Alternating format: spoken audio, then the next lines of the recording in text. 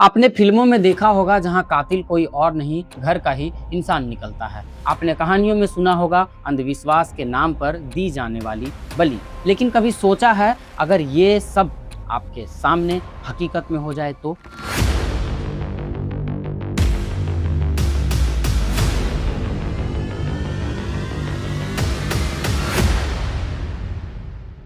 आज की कहानी वैसी ही है, एक मर्डर मिस्ट्री जो फिल्म नहीं हकीकत है।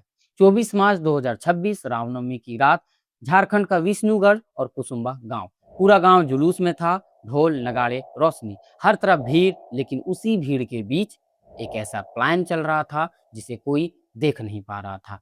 एक 12 साल की बच्ची घर से निकली, मासूम बेखबर। लेकिन उसे क्या पता, उसका अपना घर ही उसके लिए सबसे खतरनाक जगह बन चुका है। रात बीती, बच्ची वापस नहीं आई। घर में हलचल मच गई, गांव वाले जुटे, हर जगह तलाश शुरू हुई। और इस पूरे सीन में सबसे ज्यादा टूटी हुई दिख रही थी उसकी माँ रेशमी देवी।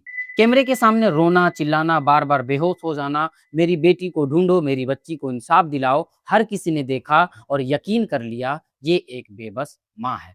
लेकिन कोई नहीं जानता था कि ये सिर्फ दर्द नहीं, एक बहुत ही बड़ी सच्चाई को छुपाने की कोशिश थी। अगली सुबह गांव के एक सुनसान हिस्से में एक गड्ढे में से बच्ची का शव मिला। पूरा इलाका सन्न हो गया। हालत देखकर हर किसी ने मान लिया कि ये रेप मर्डर है। गुस्सा फूट पड़ा, नारे लगे, प्रदर्शन शुरू हो गए। लेकिन असली कहानी अभी सामने आनी बाकी थी।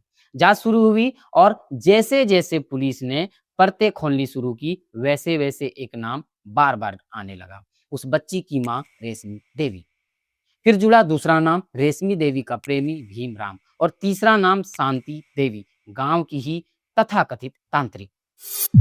अब कहानी पूरी तरह बदल चुकी थी। पता चला रेशमी देवी अपने बीमार बेटे को लेकर परेशान थी और इलाज के बजाय बार बार उस तांत्रिक के पास जा रही थी। और वहीं से शुरू हुआ इस खौफनाक साजिश का जन्म। तांत्रिक ने कहा अगर कुमारी कन्या की बलि दी जाए तो बेटा ठीक हो जाएगा, घर की सारी परेशानियां खत्म हो जाएगी। और यहीं से वो पल जब एक माँ ने माँ होना छोड़ दिया। 24 मार्च की रात जब पूरा गांव बाहर था, रेशमी देवी, उसका प्रेमी भीमराव और तांत्रिक शांति देवी, तीनों ने मिलकर उस मासूम को अपने साथ ले लिया।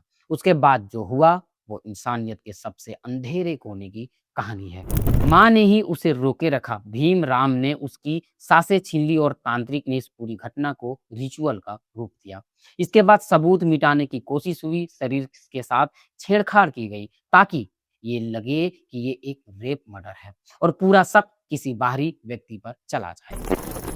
लेकिन सच को छुपाना इतना आसान नहीं होता। पोस्टमार्टम और फॉरेंसिक ने साफ कर दिया कोई रेप नहीं हुआ था, मौत गला घोटने से हुई थी। और यही से पूरी कहानी पलट गई। अब सबसे बड़ा सवाल, एक माँ ऐसा कर सकती है? जिसने जन्म दिया उसी ने जान ले लिया?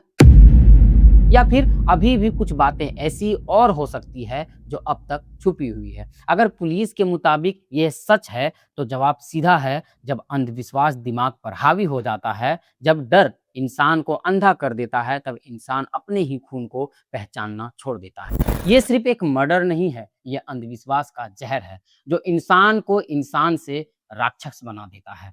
अगर आप इसे एक फिल्म समझ रहे हैं तो रुकिए, क्योंकि फिल्मों में कहानी खत्म हो जाती है, लेकिन असल जिंदगी में ये कहानियां दोहराई जाती है। जब तक अंधविश्वास जिंदा है तब तक ऐसी नरबली की कहानियां भी जिंदा रहेगी। तो जागरूक बनिए, सवाल पूछिए, क्योंकि कभी कभी सबसे बड़ा कातिल कोई इंसान नहीं, एक गलत विश्वास होता है। ऐसे ही सच्ची घटना या कहानी को जानने के लिए हमें एक लाइक करें और सब्सक्राइब करें, और साथ ही इस वीडियो को ज्यादा से ज्यादा लोगों तक शेयर करें ताकि सभी को सच का पता चले।